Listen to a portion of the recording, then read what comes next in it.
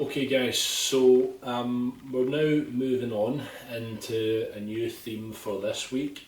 The theme this week is going to be the principles of training, okay? And when I say training, I mean mostly resistance training or weight training, okay? So we're not talking about cardio, which is, to be honest, fairly straightforward.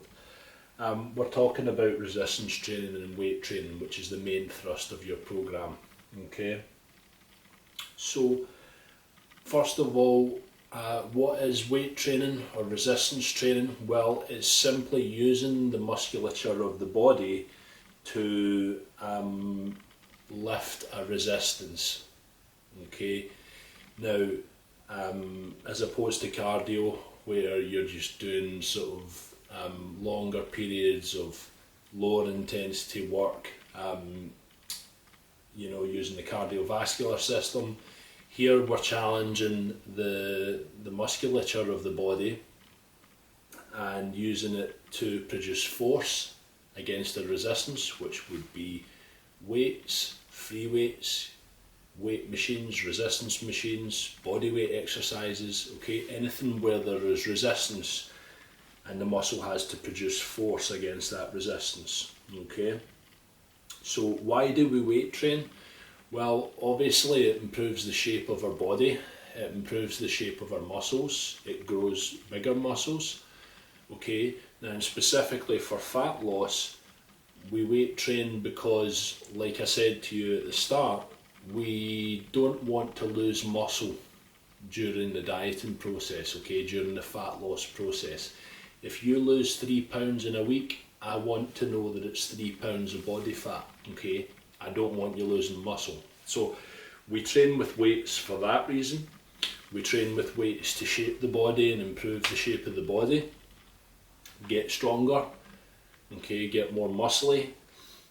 And also when it comes to fat loss, the more muscly you are, the more calories you burn, okay, while you're sleeping, while you're walking around, okay. Musclier people burn more calories, okay. So not only do you get the effect of the calorie burning during the training itself, but you become a bigger calorie burner by being a more muscular and more athletic person. So really fat loss and weight training really go hand in hand, and they should always go together really, okay. So cardio is just an additional calorie burn, okay. But other than that, if I could not do cardio, I wouldn't do cardio, okay? But sometimes a little bit extra cardio helps with fat burning, okay? There's a reason bodybuilders are the best dieters in the planet, and it's because they all train with weights, okay? They all do resistance training. So that is why we do weight training on this program, okay?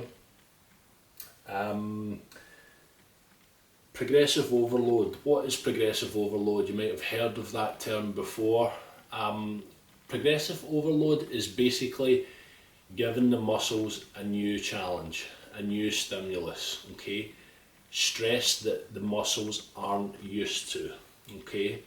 So if I lift 20 kilos on bicep curls this week and I lift 22 kilos on bicep curls the following week for the same amount of reps, then that is a new stress, okay? That is a new stimulus for the biceps, which should cause new growth, new muscle growth, okay?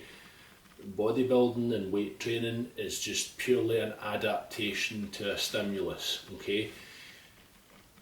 You stress the muscles, they don't like it, and they adapt so that next time it's not so challenging for the muscles, okay?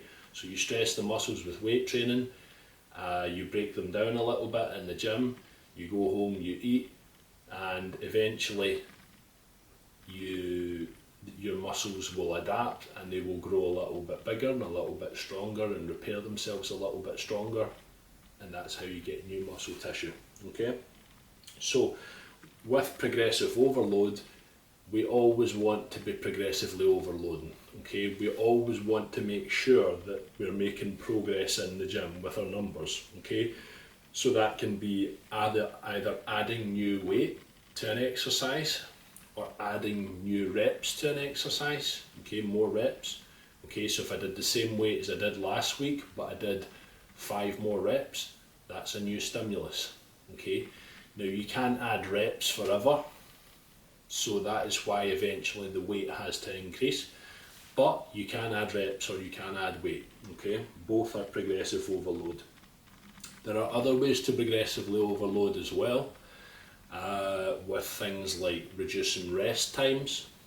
Okay, you can introduce more advanced training systems like drop sets, supersets, things like that, to give the muscle additional stimulus. But ultimately the easiest way and simplest way to progress is to add weight or to add reps. Okay, and if you do that, you will definitely be gaining muscle tissue. Okay, for sure. So that is progressive overload. Simple concept: stress the body with a stress that it's not used to, and the body will respond. Okay. Coupled alongside that, there are some other pathways to increase your muscle tissue and muscle size. Okay, we can get more metabolite build up in the muscle, which is basically all of the nutrients and chemicals and waste products that are produced when we're training with our weights. We can build that up in the muscle, we can stretch the muscle fascia, we can pump more blood into the muscle and drive nutrients into the muscle with higher volume training. Okay, and then you're going to get that sort of swelling and inflammation effect in the muscle, which is also going to cause not only temporary growth in the muscle but also long-term growth as well. Okay, so you have that as well. Strength versus size. Do you always get bigger when you get stronger? No, not necessarily. I've seen me, for example, increasing my squat significantly, let's say from 100 kilos to 180 kilos, and my legs or my quads got smaller. Okay, and you say, how is that possible if his squat went from 100 kilos to 180 and his quads got smaller? Well, during that phase of me taking my squat up to 180 kilos, I was doing very low volume work. Okay, so if you think about it, if you did 10 sets of 10 reps with 100 kilos, that would be 100 times 100, what's that, 10,000 kilos of total workload.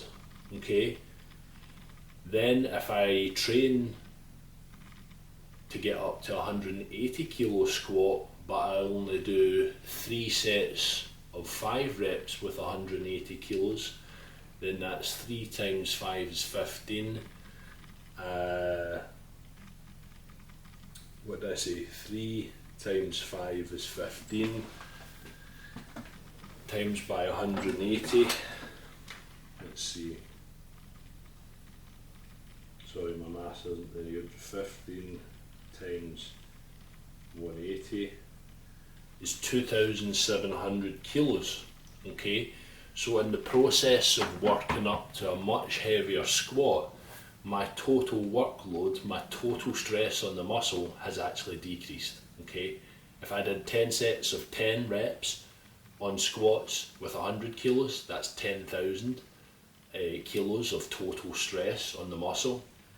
And if I do 3 sets of 5 reps with 180 kilo squat, that's 2,700 kilos of total stress. Okay, so that is why with bodybuilding, sometimes what happens is that it really matters what the total workload is. Okay, the total amount, the reps times the sets times the weight. Okay, that is why it is possible to get stronger without getting bigger. Okay, but generally, as long as you're progressing, you will generally get more muscular, especially if you follow the principle of increasing the workload which your program is designed to do. Okay. Other benefits of resistance training, hormonal responses in the body. Okay, we get all the hormonal responses that we want from resistance training. There's lots of studies linked showing massive health benefits of resistance training. Much healthier for the heart, healthier for the other organs. Okay, good for the brain, good for mental health, mental clarity, focus, great for anxiety, releasing anxiety. Okay, great for even people with depression, stress, all that sort of stuff. Okay, a lot of that is going to be helped by going into the gym or training at home with resistance training. Okay, sometimes better sleep, things like that as well. Everything's linked. Okay.